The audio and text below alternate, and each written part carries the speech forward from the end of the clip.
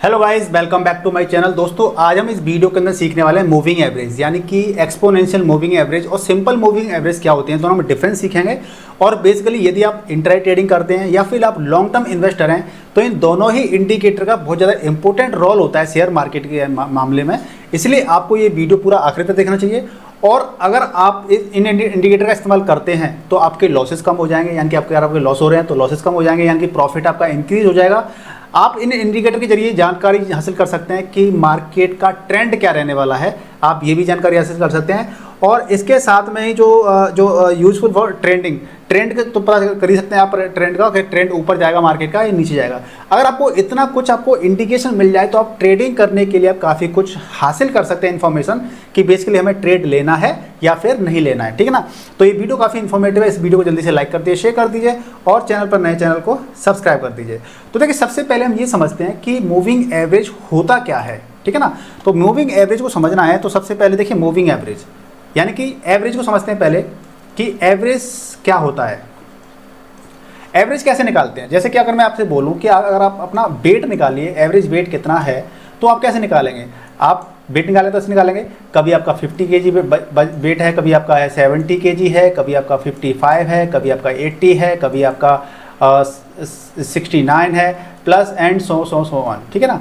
यानी कि जितनी बार आपने वेट लिया है 1 2 3 4 5, मान लीजिए 5 टाइम्स आपने वेट लिया है यहाँ पर, तो आप 5 का डिवाइड कर दोगे तो वो एक आपका क्या हो जाएगा, आपका एवरेज निकल आएगा कि आपका एवरेज वेट कितना है।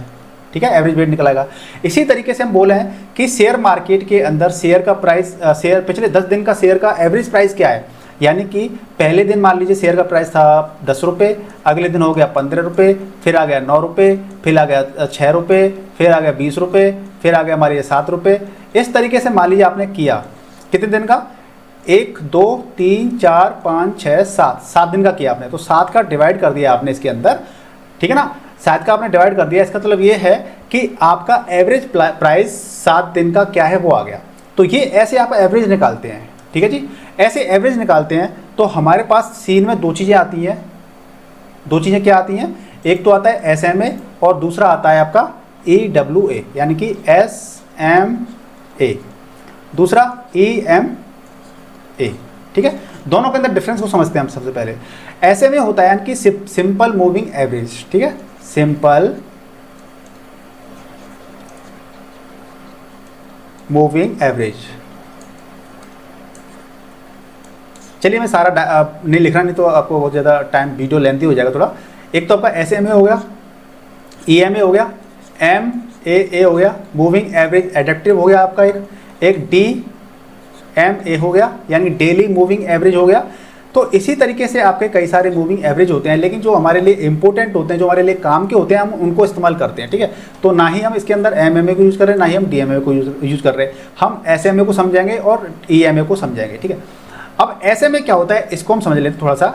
देखिए, SMA का मतलब ये होता है कि आप मान लीजिए पिछले 50 दिन का मूविंग एवरेज निकाल रहे हैं। चार्ट में समझ लेते हैं, चार्ट में आपको जरूर अच्छा समझ लोगे। चार्ट पे चलते हैं हम लोग, चार्ट में हम मूविंग एवरेज लगा देते हैं। जैसे कि हमारे पास ये क्या है, मैंने निफ्टी 50 इंडेक्स ओपन कर लिया है, और निफ्टी 50 इंडेक्स ओपन कर लिया है तो इसके अंदर आप देखेंगे यहाँ पे क्या है, ट्रेडिंग व्यू है। ट्रेडिंग व्यू के अंदर मैंने क्या है, निफ्टी 50 को ओपन कर लिया है, और यहाँ पे आप देखेंगे इंडेक्स आ रहा है आपके पास में। यहाँ पे क्या आ रहा है, इंडेक्स आ रहा है। इस इंडेक्स पे क्लिक कर देंगे तो आप यहाँ पे डालेंगे SMA लिख दीजिए, या फिर आप सिंपल मूविंग एवरेज लिख दीजिए तो आपके सामने आ जाएगा। देखिए, सिंपल मूविंग एवरेज आ गया। इस पर आपने क्लिक किया, इस पर क्लिक जैसे ही आप कर दोगे तो देखिए SMA यहाँ पे आ गया, और बाय डिफॉल्ट इसके अंदर जो भी सेटिंग होंगी वो आपकी यहाँ पे सेटिंग अप्लाई हो जाएंगी। लेकिन आपको सेटिंग चेंज करनी है तो इस पर क्लिक करोगे, और इस पर क्लिक करने के बाद इनपुट में डालोगे, यहाँ पे 9 और 5 आ रहा है बाय डिफॉल्ट। तो हमें क्या करना है, इसको 9 को 50 करना है। 50 का मतलब क्या होता है, 50 कैंडल्स, 50 डे 50 सेकेंड ऐसा नहीं होता है। 50 का मतलब है 50 कैंडल्स। जो भी आप अप्लाई कर रहे हो टाइम फ्रेम, उसके अंदर 50 कैंडल्स हो जाएंगी। ठीक है, मैंने 50 कर दिया। इसको हम जो ब्लू लाइन से रिप्रेजेंट कर रहा है, इसकी लाइन को थोड़ा सा थिक कर देते हैं, मोटी कर देते हैं, जिससे कि आप आसानी से इस लाइन को देख सकते हो। अब देखिए मैंने क्या किया, सिंपल मूविंग एवरेज को मैंने इस चार्ट पे अप्लाई कर दिया। ठीक है जी, तो आपका पिछले 50 दिन का आपका मूविंग एवरेज दिखा रहा है, शो कर रहा है। टाइम फ्रेम मैंने क्या लिया, 1 मिनट, यानी कि आपकी एक कैंडल 1 मिनट की है, यानी कि अभी 50 दिन की कैंडल का, वो 50 मिनट की कैंडल का मूविंग एवरेज दिखा रहा है आपका।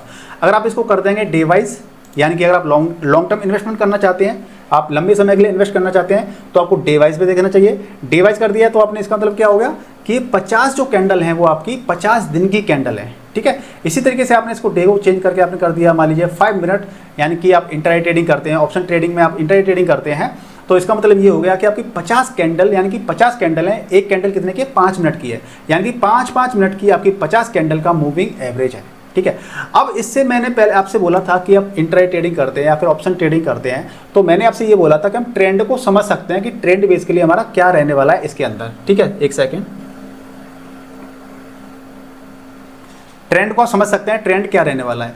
तो अब यहाँ पे स्क्रीन पर देख सकते हैं आप कि देखिए यहाँ पे जो प्राइस है, प्राइस बेसिकली क्या होती है, जो आपकी जो कैंडल्स बननी है इसको हम प्राइस बोलते हैं, ठीक है। प्राइस जो है यानी कि आपका जैसे ही प्राइस क्रॉस कर रही है किसको, 50 सिंपल मूविंग एवरेज को, यानी कि हम ये कह सकते हैं इसका ट्रेंड बदलने वाला है, यानी कि इसका ट्रेंड क्या रहने वाला है, अपवर्ड रहने वाला है। ट्रेंड 3 तरह के होते हैं, एक अप ट्रेंड यानी कि मार्केट ऊपर जाता है, शेयर का प्राइस बढ़ता है, डाउन ट्रेंड शेयर नीचे रहता है, और एक होता है साइडवेज ट्रेंड, यानी कि ऐसे मार्केट का साइडवेज रहता है, मार्केट ना तो ऊपर जाता है ना नीचे जाता है। अब यहाँ से हम कह सकते हैं ये वाला क्या है, अप ट्रेंड है, यहाँ पे ये साइडवेज ट्रेंड है, साइडवेज है यहाँ पे, ठीक है ना। और इसी तरह से यहाँ पे हम क्या कहेंगे, इसको नीचे जा रहा है तो ये डाउन ट्रेंड है ये, ठीक है। इतनी बात समझ में आ गई आपकी। तो सिंपल मूविंग एवरेज और ईएमए में सबसे बड़ा डिफरेंस जो होता है वो ये होता है कि सिंपल मूविंग एवरेज ने क्या किया कि आपकी पिछली 50 दिन की कैंडल, या आप जैसे हम करेंगे SMA 200, यानी कि पिछले 200 दिन की या 200 मिनट की जो भी आपने टाइम फ्रेम लगाया उसका, यानी कि 200 कैंडल को आप क्या कर रहे हो, मूविंग एवरेज निकाल रहे हो। ईएमए क्या होता है कि ईएमए होता है exponential moving average, exponential moving average. Exponential का मतलब क्या होता है कि जो घटना, मान लीजिए मैं कहूँ, अगर मैं SMA 200 की बात कर रहा हूँ, यहाँ पे SMA 200 की बात कर रहा हूँ, और डे वाइज मैं देख रहा हूँ, यानी कि ग्राफ देख रहा हूँ, डे वाइज अगर ग्राफ देख रहा हूँ मैं, तो 200 दिन पहले की घटना को जहाँ ज़्यादा तवज्जो दूंगा कि जो आज घटा है या आज से एक दिन पहले घटना घटी है उसको ज़्यादा तवज्जो दूंगा। यानी कि आपकी यहाँ पे क्या है, 200 कैंडल बन रही है इस तरीके से, ठीक है, 200 कैंडल इस तरीके बन रही होंगी, तो 200 कैंडल का एवरेज है। और एक एक्सपोनेंशियल के अंदर क्या है कि मान लीजिए यहाँ पे मान लीजिए आपकी 5 कैंडल बनी हुई हैं, ऊपर नीचे जैसे भी बन रही हैं, आपकी 5 कैंडल बनी हुई है यहाँ पर इस तरीके से, तो मेरी जो सबसे ज़्यादा वेटेज, यानी कि जो कहते हैं इसको ज़्यादा भाव देंगे हम, वेटेज देंगे, वो हमारी सबसे ज़्यादा इंपॉर्टेंट वेटेज वाली कैंडल कौन सी है, ये है। इससे कम वेटेज वाली कौन सी है, सेकंड नंबर की है। इससे ज़्यादा कम नंबर की वेटेज कौन सी है, तीसरे नंबर की है। इससे कम वेटेज वाली कौन सी है, ये। यानी कि जो सबसे रिसेंट वाली कैंडल होती है उसको हम ज़्यादा तवज्जो देते हैं, ज़्यादा वेटेज देते हैं, यानी कि आसपास हमारे जो सराउंडिंग में क्या हो रहा है नियर बाई, उसको हम ज़्यादा वैल्यू देते हैं। यदि आप दोनों में एक चीज़ और ध्यान रख लीजिए, यदि आप लॉन्ग टर्म इन्वेस्टर हैं तो आप SMA को ज़्यादा तवज्जो देंगे। SMA बेसिकली बताता है आपको, हालांकि EMA को भी देंगे हम, लेकिन EMA आपका बेसिकली होता है आपका जो नज़दीकी वाला टाइम फ्रेम देने के लिए, यानी कि आप नज़दीकी में आप क्या करना, ऑप्शन ट्रेडिंग करना चाहते हैं, इंट्राडे ट्रेडिंग करना चाहते हैं आप किसी स्टॉक को, तो आप क्या करोगे, एक्सपोनेंशियल, यानी कि EMA ज़्यादा इफेक्टिव माना जाता है। और आप लॉन्ग टर्म करने वाले हो तो आप SMA को प्रेफर करोगे, ठीक है। तो देखिए दोनों चीज़ों को चार्ट पर प्रॉपर से समझ लेते हैं। अब यहाँ पे आपने SMA लगाया, यहाँ पे आपने SMA लगा दिया, तो हम क्या करते हैं यहाँ पे 200 SMA लगा लेते हैं। यहाँ पे देखिए, यहाँ पे मैं सेटिंग में जाता हूँ और यहाँ इनपुट में मैं 200 कर देता हूँ, यहाँ पर 200, ठीक है। एक सेकेंड, 200 मैंने यहाँ पे कर दिया। अब यहाँ पे आप देखिए 200 मैंने कर दिया है, तो आपको मान लीजिए इन्वेस्ट करना है। मान लीजिए कोई बंदा आपसे पूछता है कि भैया मेरे को ना इन्वेस्ट करना है, लॉन्ग टर्म के लिए इन्वेस्ट करना है किसी पर्टिकुलर शेयर के अंदर, किसी स्टॉक के अंदर। ये निफ्टी 50 है, मैं आपको यहाँ पे समझा रहा हूँ। मान लीजिए कोई स्टॉक ओपन किया हुआ है, आपने कोई स्टॉक ओपन कर लिया है और आप उसके अंदर बात कर रहे हो कि भाई कहाँ मेरे को इन्वेस्ट करना है, तो इन्वेस्ट करना चाहिए कि नहीं करना चाहिए। तो आप यहाँ पर देखिए कि जब आपका प्राइस क्या कर रहा है, प्राइस जब आपका नीचे जा रहा है, इस 200 MA से नीचे जा रहा है, मीन्स आपको अभी स्टॉक में इन्वेस्टमेंट नहीं करना है, राइट, क्योंकि प्राइस नीचे जा रहा है यहाँ पर। लेकिन जैसे आप यहाँ पे देखोगे कि यहाँ पे इस प्राइस ने क्या कर दिया, इस मूविंग एवरेज की लाइन को, 200 मूविंग एवरेज की लाइन को क्रॉस कर दिया है, काट दिया है, यानी कि आप यहाँ पे एंट्री ले सकते हो। लेकिन आप एंट्री तो ले सकते हो, यानी कि आपका ट्रेंड ऊपर जा रहा है, यानी कि आप बाई करके रख सकते हो, लेकिन आप कहाँ पे करनी है, ये इंपॉर्टेंट चीज़ हो जाती है। मान लीजिए आपका ऊपर जाना तो यहाँ से स्टार्ट हो गया, देखिए यहाँ से स्टार्ट होते होते अब आप यहाँ पे, मान लीजिए आपने जो क्वेश्चन पूछा था वो आप यहाँ पे हो सकते हो, तो आप यहाँ पे बाई कर सकते हो कि यहाँ पे बाई करना चाहिए कि यहाँ पे बाई करना चाहिए। तो आपको क्या करना चाहिए, आपको बाई तब करना चाहिए जब आपका जो प्राइस है वो इस लाइन को क्रॉस कर रहा है। ध्यान रखिएगा, जब आपका ये लाइन को क्रॉस कर रहा है और ये आपका नियर बाई आपके इस लाइन से ऊपर जाने के लिए तैयार है। यानी कि आपका देखिए यहाँ पे क्या है, ये आपकी जो मूविंग एवरेज होते हैं ना, चाहे SMA हो या EMA हो, ये आपके क्या करते हैं, सपोर्ट और रेजिस्टेंस का भी काम करते हैं। सपोर्ट और रेजिस्टेंस आप जानते होंगे कि कितने तरीके के होते हैं। सपोर्ट और रेजिस्टेंस भी आपके 3 तरह के होते हैं, ठीक है। इन चीज़ों को ही समझना बहुत जरूरी होता है, क्योंकि आप इंट्राडे ट्रेडिंग कर रहे हैं, फिर लॉन्ग टर्म इन्वेस्टमेंट कर रहे हैं, आपको मूविंग एवरेज आना बहुत जरूरी है। देखिए सबसे पहला होता है आपका होता है हॉरिजॉन्टल। हॉरिजॉन्टल जो सपोर्ट और रेजिस्टेंस होते हैं वो हॉरिजॉन्टल होता है। ट्रेंड लाइन होती है। और तीसरा क्या होता है, तीसरा क्या होता है भाई, EMA होता है, ठीक है। EMA और SMA जिसके बारे में बोल रहे हैं वही तो मैं भूल ही गया, ठीक है। तो ये हॉरिजॉन्टल होता है आपका, ट्रेंड लाइन होता है, और EMA या SMA की बात कर लेते हैं, ये भी आपका क्या होता है, सपोर्ट है। तो आपका EMA SMA क्या करता है, सपोर्ट लाइन दिखाता है, आपका सपोर्ट और रेजिस्टेंस दिखाता है। अब देखिए यहाँ पे क्या किया था, इस ट्रेंड लाइन के नीचे आया, इस लाइन को 200 SMA को ब्रेक किया, इस लाइन ने, प्राइस ने ब्रेक कर दिया नीचे। यानी कि इसमें यहाँ पे जो पहले क्या था, सपोर्ट था, ये लाइन क्या थी, सपोर्ट थी, लेकिन प्राइस नीचे आई और एक अच्छे तरीके से प्राइस ने इसको क्या कर दिया, ब्रेक कर दिया, राइट। मैं लॉन्ग टर्म इन्वेस्टमेंट के माध्यम से बता रहा हूँ। इस लाइन को ब्रेक कर दिया, पहली कैंडल ने ब्रेक कर दिया, फिर दूसरी कैंडल पे आपने ब्रेक किया, तो दूसरी कैंडल पे आप एंट्री ले लोगे, यानी कि आप यहाँ पे सेल कर दोगे, ठीक है, सेल कर दोगे। और आप क्या करोगे, यहाँ पे इसने जैसे ही सपोर्ट को ब्रेक कर दिया, यहाँ पे नीचे आते आते फिर यहाँ पे देखिए, यहाँ पे क्या किया, नीचे आया, फिर यहाँ पे ऊपर आ गया, तो वही सपोर्ट थी, वही अब रेजिस्टेंस बन गया। इस रेजिस्टेंस ने इसको ब्रेक नहीं कर पाया, नीचे आ गया, फिर देखिए नीचे आ गया यहाँ पर, और नीचे आकर यहाँ पे फिर इसने क्या किया, यहाँ पे जो सपोर्ट थी, सॉरी रेजिस्टेंस थी, ये अभी नीचे से मार्केट जब आ रहा है और ये लाइन है हमारी, तो ये क्या रेजिस्टेंस का काम करेगी। इस रेजिस्टेंस को उसने क्या ब्रेक कर दिया, ब्रेक कर दिया ही मार्केट क्या गया, देखिए ऊपर आ गया मार्केट, यानी कि मार्केट इस रेजिस्टेंस थी, इसको ब्रेक कर दिया, ब्रेक करते करते यहाँ पे क्या हुआ, मार्केट काफ़ी नीचे आ गया, ऊपर चला गया। तो इस तरीके से मार्केट में आप जब भी सपोर्ट को, रेजिस्टेंस को ब्रेक कर रहा है, रेजिस्टेंस को ब्रेक करके ऊपर जा रहा है, आपको एंट्री ऐसे टाइम पर लेनी चाहिए, ना कि आपको यहाँ पे एंट्री लेनी, यहाँ पे लेनी एंट्री, यहाँ पे लोगे तो रिस्की हो सकता है। तो हमने ये SMA की बात की थी, अब हम जरा इसको डिसेबल कर देते हैं, हम लगा देते हैं अब EMA। इंडिकेटर पे जाएंगे और हम लोग क्या करेंगे, यहाँ पे EMA अप्लाई कर देंगे, यहाँ पे मूविंग एवरेज एक्सपोनेंशियल में जाएंगे, और यहाँ पे हम क्या करेंगे, इसकी सेटिंग में जाएंगे, यहाँ पर सेटिंग में जाएंगे, सेटिंग में जाकर के हम क्या करेंगे, यहाँ पे इनपुट में यहाँ पे 20 डाल देंगे। देखिए यहाँ मूविंग एवरेज की सेटिंग अलग अलग होती हैं, 20, 50, 100, 200, ठीक है ना। तो EMA में आपको जो भी इनपुट डालना है, इनकी अलग अलग स्ट्रेटेजी होती हैं, और अलग अलग स्ट्रेटेजी के अकॉर्डिंग आपको अपना रिसर्च खुद से करनी पड़ेगी कि आपके लिए कौन सा EMA बढ़िया है, कौन सा अच्छा इफेक्टिव वर्क कर रहा है। क्योंकि EMA जब डिफरेंट EMA होते हैं, तो देखिए कोई किसी को सूट करता है, जो EMA तो चलो ठीक है लोग यूज़ कर रहे हैं, लेकिन इसके अंदर जो सेटिंग डाली जाती है ना, कोई 20 के साथ कंफर्टेबल है, कोई 50 के साथ कंफर्टेबल है, कोई 30 के साथ कंफर्टेबल है, तो वो अलग अलग चीज़ होती है। तो मैं यहाँ पे मान लीजिए 50 ही डाल देता हूँ, ठीक है, मैंने अब 50 डाल दिया यहाँ पर। और स्टाइल में जाऊँगा तो इसकी तो बिग है, इसको मैं मान लीजिए येलो कर देता हूँ, और इसकी बिग को मैं थोड़ा सा मोटा कर देता हूँ, थिक कर देता हूँ, और ओके कर देता हूँ। अब EMA क्या है, EMA ज़्यादा इफेक्टिव है। देखो इंडिकेटर, ये इंडिकेटर लैग करते हैं थोड़ा सा, यानी कि इंडिकेटर क्या करते हैं, थोड़ा सा पीछे चलते हैं, जो करंट मार्केट चल रहा होता है ना, उससे पीछे चलते हैं, लेकिन फिर भी हमें काफ़ी हद तक हमें डेटा दे देते हैं कि मार्केट का ट्रेंड क्या रहने वाला है। और EMA बेसिकली एक्सपोनेंशियल, यानी कि जो रिसेंट होती है कैंडल, यानी कि जैसे इसकी बात करें तो ये रिसेंट कैंडल है, इसकी वेटेज ज़्यादा है कंपेरिजन टू यहाँ की जो कैंडल है उसकी वेटेज कम है, ठीक है। तो मैंने 50-50 का मैंने EMA लगाया है इसके अंदर। तो इसके अंदर हम मार्केट में देख लेते हैं, मैंने आपको बताया हॉरिजॉन्टल सपोर्ट और रेजिस्टेंस होते हैं, ट्रेंड लाइन होती है, ट्रेंड लाइन होती है सपोर्ट रेजिस्टेंस की। इसी तरीके से आपकी जो EMA की जो लाइन जा रही है, ये भी आपकी सपोर्ट और रेजिस्टेंस का काम करती है। अब हम बात कर लेते हैं लॉन्ग टर्म इन्वेस्टमेंट के लिए। तो मान लीजिए हम कोई लॉन्ग टर्म इन्वेस्टमेंट के लिए बात कर लेते हैं, तो यहाँ पे मैं 5 मिनट की जगह पे क्या कर लेता हूँ, डे वाइज कर देता हूँ।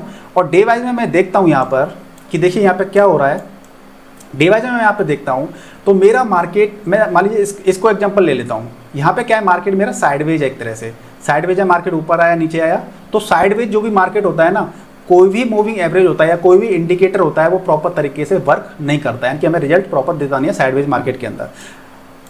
अब यहाँ पे देख लेते हैं, हमारी ये EMA की लाइन थी, 50 EMA की लाइन, नीचे से प्राइस एक्शन क्या किया, इसने यहाँ पे रेजिस्टेंस की तरह वर्क किया, और ये इसने क्या रेजिस्टेंस को तोड़ दिया।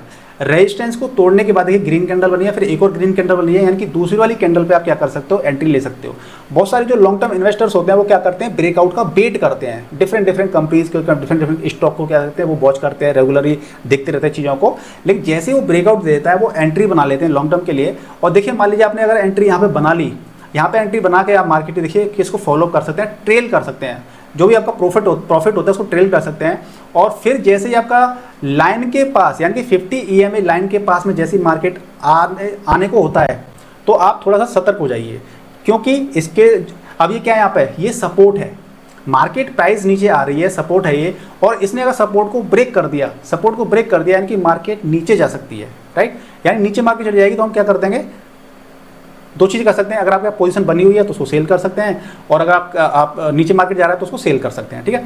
तो इसी तरीके से मार्केट ने फिर क्या पे किया, सपोर्ट को तोड़ा नहीं, सपोर्ट को बरकरार रखा और मार्केट फिर से ऊपर चला गया, और यहाँ पे आते आते फिर लाइन के पास आ गया। लाइन के पास जैसे ही आ जाता है मार्केट आपको थोड़ा सा इंडिकेशन देता है कि भाई ट्रेंड चेंज हो सकता है, आपको ये मार्केट आइडिया देता है।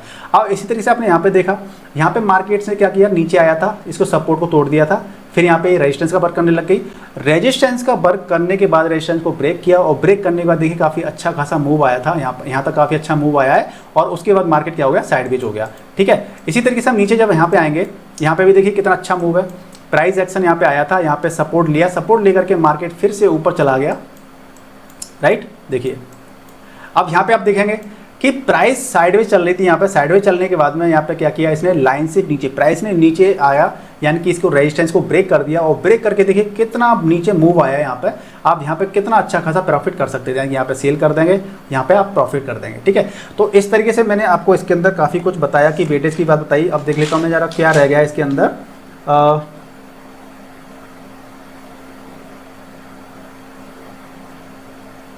ओके, तो ये मैंने आपको लॉन्ग टर्म के लिए बताया। अब आप मान लीजिए इंट्राडे ट्रेडिंग करते हैं, ऑप्शन ट्रेडिंग करते हैं, तो उसके लिए हम क्या करेंगे, यहाँ पे डे वाइज जो टाइम फ्रेम है इसको हम 5 मिनट कर लेते हैं या 3 मिनट कर लेते हैं। तो 3 मिनट आपने कर लिया यहाँ पर, और 50 EMA लगा रखा है आपने, तो देखिए इसका मतलब ये है कि सपोज अगर यहाँ पे बात कर लेते हैं तो इसके अंदर आप ये मान लीजिए कि जो प्राइस है नीचे से ब्रेक कर रही है, यानी कि उस रेजिस्टेंस को ब्रेक करके ऊपर जा रही है, यानी कि मार्केट आपका ऊपर जाएगा, ठीक है। इसी तरीके से अब मार्केट अगर ऊपर से प्राइस अगर ऊपर से रेस्ट सपोर्ट को ब्रेक कर रही है और नीचे जा रही है, यानी कि मार्केट आपका नीचे जाएगा, तो आपको क्या करना है, सेल करना है, ठीक है। डिफरेंट एग्जांपल है, देखिए यहाँ पे सेल करना है आपको, ठीक है। यहाँ पे आपको क्या करना है, बाई करना है, सपोर्ट लेकर के मार्केट ऊपर जा रहा है, बाई करना है। अब क्रॉस ओवर की बात कर लेते हैं। क्रॉस ओवर की बात ये होती है, मतलब EMA आपने 2 लगा रखे हैं, एक और मैं इंडिकेटर लगा लेता हूँ, EMA मैंने एक और लगा लिया यहाँ पे, और इस EMA की सेटिंग को मैं क्या कर लेता हूँ, यहाँ पर मैं इसमें इनपुट में जाता हूँ और इसको मैं 7 कर देता हूँ। इसकी स्टाइल को मैं क्या कर लेता हूँ, ब्लू है, चलिए ठीक है, बट इसकी थिक को थोड़ा सा थिक कर देता हूँ इसको, जिससे कि हम इजीली चीज़ों को देख पाएँ। और जो 50 था इसको हम कर देते हैं 20 या 21 कर देते हैं, ठीक है। 20 कर दिया मैंने और डन कर दिया। अब देखिए यहाँ पर क्या हुआ, तो जो मैंने 7 लिया है, 7 को हम बोलेंगे fast moving average, fast exponential moving average, और जो 20 है उसको हम बोलेंगे स्लो एक्सपोनेंशियल मूविंग एवरेज, ठीक है। दोनों चीज़ों को देखा आपने। तो इसमें 2 कॉन्सेप्ट होते हैं, इनको आप प्रॉपर समझ लीजिए कि जब आपका क्रॉसओवर की हम बात कर रहे हैं, देखिए हमारी लाइन ना ज़्यादातर इसके नज़दीक ही बन रही हैं। क्या बन रही हैं, इसके नज़दीक बन रही है, यानी कि हमें प्रॉपर तरीके से यहाँ पे एक सेकेंड हमें प्रॉपर तरीके से इसमें देख नहीं पा रहा है। अब देखिए इसके अंदर हमें ये देखना है कि हमारा फास्ट कौन सा है, 7 वाला, फास्ट वाला 7 वाला है, और अब जो आपकी येलो लाइन है वो आपका स्लो मूविंग एवरेज है। तो इसमें ये होता है कि मैं आपको बता दूं कि जब आपका फास्ट जो कोई लाइन है, मान लीजिए स्लो लाइन है ये स्लो, और इस स्लो लाइन को, यानी कि स्लो कौन सा है इसमें देखेंगे आप 20, यानी कि येलो लाइन, स्लो लाइन को अगर फास्ट वाला क्रॉस करता है नीचे से, आप यहाँ पे देखेंगे कि फास्ट वाला कौन सा है, ब्लू वाला है, और ब्लू वाला नीचे से क्रॉस कर रहा है येलो लाइन को। इसका मतलब ये है, आप ध्यान करिएगा, 20 आपका EMA है वो आपका स्लो है, 7 आपका फास्ट है। 7 आपका क्रॉस कर रहा है 20 को नीचे की तरफ से, इसका मतलब ये है कि आप मार्केट में एंट्री बना सकते हैं। और यहाँ पे मैंने टाइम फ्रेम क्या ले रखा है, 5 मिनट, यानी कि आप इंट्राडे ट्रेडिंग के अंदर, आप ऑप्शन ट्रेडिंग भी अगर आप कर रहे हो, और यहाँ पर अगर ऐसी स्थिति आ रही है कि फास्ट मूविंग एवरेज ने नीचे से काटा है स्लो वाले को, तो यानी कि मार्केट अप ट्रेंड में रह सकता है। और आपका मार्केट देखिए यहाँ पे अप ट्रेंड में कितना रहा है, आप यहाँ पे प्रॉफिट बुक कर सकते थे, यहाँ पे यानी कि ट्रेल प्रॉफिट आप बुक करते, ट्रेल स्टॉप लॉस लगाते और प्रॉफिट बुक करते जाते। अगर आपके स्लो को फास्ट ने अगर ऊपर से काटा है, इसका मतलब ये है कि मार्केट में डाउन ट्रेंड रहने वाला है। और आपको क्या करना है, आप देखिए यहाँ पे नीला वाला क्या है, फास्ट, फास्ट वाले ने ऊपर से काटा है स्लो वाले को, तो मार्केट नीचे जा रहा है, यानी कि आपको यहाँ पे क्या करना है, आपको सेल करके चलना है, यानी कि मार्केट का ट्रेंड क्या रहने वाला है, डाउन ट्रेंड रहने वाला है। तो इस तरीके से हम इसके अंदर क्या सीखा हमने कि मूविंग एवरेज जो SMA होता है बेसिकली हम लॉन्ग टर्म के लिए इस्तेमाल करते हैं, हालांकि EMA को भी हम लॉन्ग टर्म के लिए इस्तेमाल कर सकते हैं, ऐसा कुछ नहीं है, लेकिन ज़्यादा इफेक्टिव की बात करते हैं उसकी हम बात कर रहे हैं। EMA आपका ज़्यादा इफेक्टिव होता है रिसेंट टाइम के लिए, और SMA आपका एक लॉन्ग टर्म के लिए आपके काफ़ी इफेक्टिव रहता है, ठीक है ना, क्योंकि वेटेज आपका एक्सपोनेंशियल में जो रिसेंट कैंडल होती है उसका वेटेज ज़्यादा होता है। ऐसे में आपका 200 दिन का देख रहे हैं तो सबका बराबर ही है, ठीक है ना।